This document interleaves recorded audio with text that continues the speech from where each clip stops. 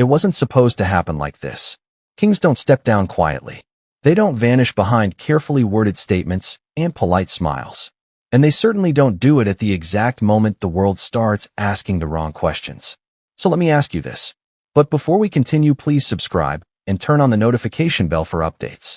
What kind of betrayal is so severe that it forces a reigning monarch to walk away from the throne and hand power to his son immediately? Because that is exactly what people inside royal circles say happened here. Not illness, not age, not exhaustion, something else, something explosive, and it centers on Prince Harry. Now, before you dismiss this as just another chapter in a long-running family feud, slow down. Because what unfolded behind palace walls wasn't a public argument or another awkward interview. It was a private reckoning, one that shook the very structure of the monarchy and triggered a chain reaction no one expected. Charles didn't fade away. He abdicated. And William didn't hesitate. Think about that for a second. This is a family that plans everything years in advance. Decades, even. Every transition is rehearsed. Every speech written long before it's ever spoken. Yet suddenly, the crown changes hands with breathtaking speed. No gradual easing in. No extended period of adjustment. Just a sharp transfer of power and an eerie silence where explanations should be. Why? Because whatever Charles discovered, whatever crossed his desk, or whatever reached his ears, made staying on the throne more dangerous than leaving it. And that's where Harry comes in. For years, the public narrative painted him as the wounded spare, the misunderstood son, the man who simply wanted out. But what if that story was incomplete? What if the real issue wasn't that Harry left the institution, but that he took something with him? Information, access, trust. Ask yourself this. Why would a king endure scandal, criticism, even humiliation, but draw the line here? Royal insiders hint at a moment. A specific moment. A phone call, a document, a revelation that made it clear the damage wasn't theoretical anymore. It was done, and it couldn't be undone. That's when Charles made the unthinkable decision. And William stepped forward not as a brother, but as a protector of the crown.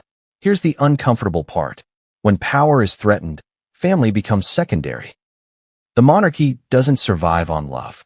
It survives on control, secrecy, and loyalty. Break one of those, and the system reacts fast, brutally fast. So as William was crowned with astonishing speed, one name quietly disappeared from future plans. Not mentioned, not defended, not protected. Prince Harry. No statements, no explanations, just distance. And that leads to the question no one wants to ask out loud. Was Harry pushed out, or was he being contained? Because what forced Charles to step aside wasn't public pressure. It was something far more dangerous. And once William saw it, there was no turning back. Picking up from that moment, because once William saw it, everything accelerated. The first sign that something was very wrong came from how fast everything moved. Not days, not weeks, hours. Royal transitions are supposed to feel ceremonial, almost slow on purpose. A dignified passing of the torch. This wasn't that. This felt urgent. Surgical. Like damage control. Ask yourself this. When has the palace ever rushed? Exactly. Behind closed doors, aides weren't whispering, they were scrambling. Emergency meetings stacked on top of each other.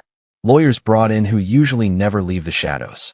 Advisors who had served 3 generations suddenly asked to sign fresh confidentiality agreements. That alone tells you this wasn't about optics. It was about containment. And at the center of it all was Charles. Sources close to the situation say the abdication wasn't emotional. It was strategic. Not a man collapsing under pressure, but a man making a calculation. One final move to protect something larger than himself. The crown. Because here's the contradiction most people missed. If Charles were truly weak, he would have clung to power. Delayed. Deflected. Let time soften the blow. Instead, he did the opposite. He removed himself instantly, before questions could metastasize, before blame could settle where it didn't belong. That's not surrender. That's control. And the moment William stepped in, the tone changed. No softness. No ambiguity. No talk of healing or reconciliation. This wasn't a brother inheriting a title. This was a king assuming command. William had spent years being portrayed as the calm one, the stable one, the reluctant heir who preferred family to conflict. But power has a way of stripping illusions away. When the full scope of what had happened became clear, hesitation vanished. And here's where things get uncomfortable. Because whatever Harry had done, or allowed to happen, wasn't viewed as a personal betrayal anymore. It was seen as a structural threat. Something that could weaken the monarchy not today, but years from now. Ask yourself, what kind of information is dangerous enough that a king stepping down is the safer option? Not gossip. Not resentment. Not feelings. Infrastructure-level damage. William understood something Charles did not want to say out loud. That once a certain line is crossed, you don't argue. You don't negotiate. You act. That's why there was no public reckoning. No televised confrontation. No dramatic statement. Because acknowledging the full truth would have caused more harm than silence ever could. And then came the quiet decision that shocked even longtime royal watchers. Harry wasn't just excluded. He was removed from consideration entirely. No advisory role. No future pathway back. No contingency plans. It was as if the institution itself had decided, this variable can no longer be part of the equation. And the scariest part? Harry wasn't warned. He found out the same way the rest of the world did, by watching doors close that never reopened. But what William ordered next wasn't just symbolic. It was decisive. And when word of that first directive began circulating inside palace walls, even loyal insiders froze. Because it wasn't about punishment. It was about exile. And what Harry did when he realized what was happening would send this story spiraling in a direction no one was prepared for. The realization didn't arrive with a phone call. There was no warning. No private briefing. No gentle intermediary easing the blow. It arrived through absence. Invitations that never came. Meetings that vanished from schedules. Names removed from documents that once included him by default. That's how Harry knew. And here's the part that unsettled even seasoned palace insiders. Exile didn't look like anger. It looked like procedure. Cold. Efficient. Almost bureaucratic. As if the decision had already been modeled, rehearsed, and approved long before the public ever sensed trouble. Ask yourself something. When institutions move this smoothly, is it really spontaneous? Or has the trigger simply been pulled? Behind the scenes, William's first order wasn't loud, but it was absolute. Communications were rerouted. Access was narrowed. Layers of insulation were added between the crown and anyone considered unpredictable. And in that new structure, Harry didn't fit anywhere. Not as a working royal. Not as a family representative.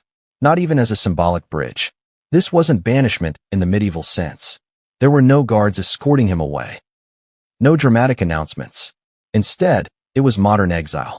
The kind that leaves you technically free, but permanently irrelevant. And Harry felt it immediately. Sources say he reached out. More than once. Messages that went unanswered. Calls redirected. Familiar voices suddenly replaced with formal ones. Polite. Distant. Final. Here's the contradiction no one talks about. Harry had always claimed he wanted freedom from the institution. Independence. Distance. Yet when the institution withdrew from him completely, the reaction wasn't relief. It was panic. Because there's a difference between leaving on your own terms and realizing you've been locked out. Think about it. Which hurts more, walking away, or discovering you were never given the choice? What followed was a scramble.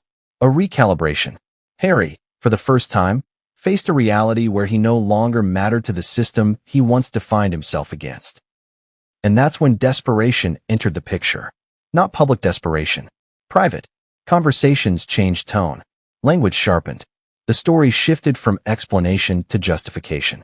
From healing to defense. And then came the move that shocked even those who believed they had seen everything.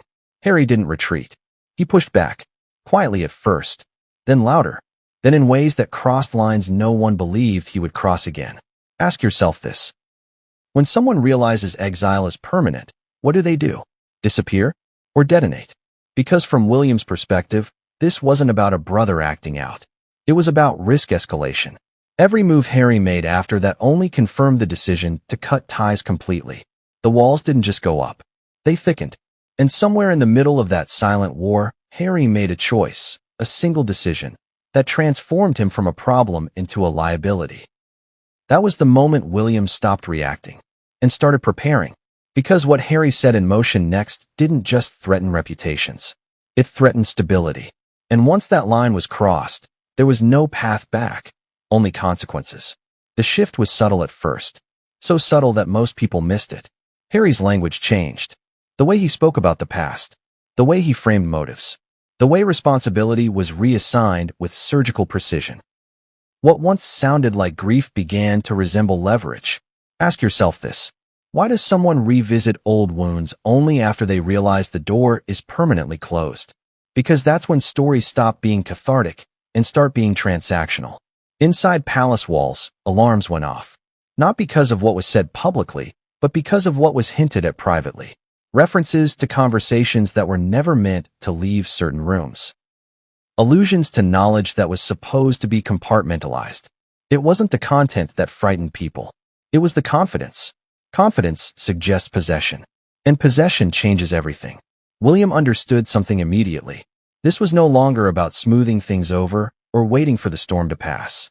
This was about preventing escalation before it took a form that could no longer be controlled. Here's the uncomfortable truth. Institutions don't fear criticism. They fear unpredictability. And Harry had become unpredictable. Every appearance, every interview, every carefully worded pause now carried an undercurrent. A silent message, I know more than you think. That kind of posture forces responses. It corners decision-makers. It turns patience into liability. So William did what leaders do when the stakes are existential. He drew a final boundary. No more intermediaries. No more soft language. No more ambiguity. The relationship wasn't being paused. It was being closed. From that moment on, Harry wasn't treated as a disgruntled family member. He was treated as a variable to be neutralized, not destroyed, not humiliated, simply removed from any position where proximity could become influence. And here's where the irony deepens. The more Harry spoke about freedom, the tighter the system closed around itself. The more he claimed independence, the more isolated he became. Because freedom without access is just noise. Ask yourself another question. If you believed your voice was being erased, wouldn't you try to make it louder? That's exactly what happened. The pacing changed. The tone sharpened. The implication grew heavier. And with every step forward, Harry unknowingly validated William's fears. The institution didn't need proof of intent anymore. It had proof of trajectory. And trajectory is everything. By then, contingency plans were already active. Not reactive plans. Pre-written ones. Ones designed for scenarios no one wanted to acknowledge publicly. Scenarios where a former insider becomes a destabilizing force. This is where the story takes its darkest turn. Because once those plans are triggered, there is no off switch. No apology that reverses them. No reconciliation that resets the board. Harry had crossed from being a family problem into becoming a systemic risk. And William, now fully crowned, understood that history would judge him not on compassion, but on control. So he authorized the final measure, the one that ensured distance would never again be mistaken for weakness. And when Harry realized what had just been set in motion, it was already too late to stop it. Because the crown wasn't responding anymore. It was executing. By the time Harry understood what was happening, the language around him had already changed. Not emotionally, administratively. That's how you know a decision is final. Because when something becomes procedural, it's no longer personal. It's no longer debated. It's processed. Requests were no longer reviewed by people who knew him. They were handled by offices. Statements weren't discussed. They were screened. Even silence was no longer accidental. It was policy. Ask yourself this. How terrifying must it feel to realize you're no longer being argued with? Because the argument is already over. From William's side, this wasn't vengeance. It was prevention. Every leader eventually faces a moment where delay becomes negligence, where compassion becomes exposure. And William had crossed that threshold. The final measure wasn't dramatic. It didn't come with trumpets or headlines. It came quietly, buried beneath technical language and constitutional framing. But its effect was devastating.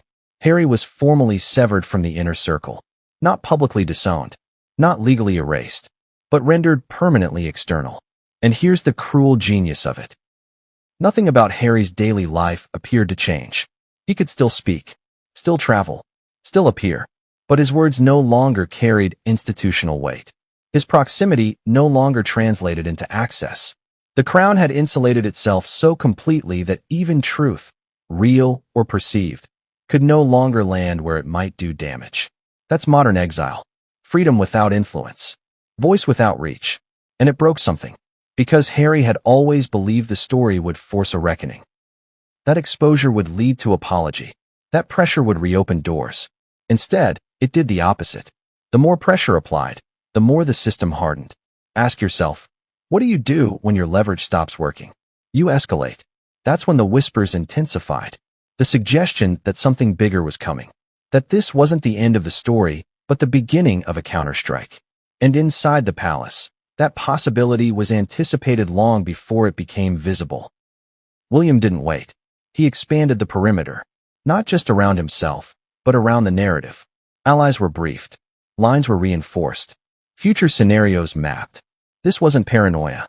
It was preparation. Because once someone believes they have nothing left to lose, they become dangerous. And Harry was approaching that edge. What he didn't realize was that every move he was considering had already been accounted for. Every path forward already blocked. Every possible escalation already neutralized before it could fully form. The Crown had done this before. History is full of royal figures who mistook proximity for power, who believed blood alone guaranteed influence, who learned too late that institutions outlive individuals. And now Harry stood at the same crossroads. Except this time, there would be no dramatic downfall, no public trial, no redemption arc, just distance, permanent, calculated, absolute. And as the final channels closed and the last informal ties went silent, Harry faced a reality more brutal than banishment. He wasn't being punished. He was being forgotten. But what he chose to do next, when silence became unbearable, would test the limits of even the Crown's control. And that's where this story takes its most unpredictable turn.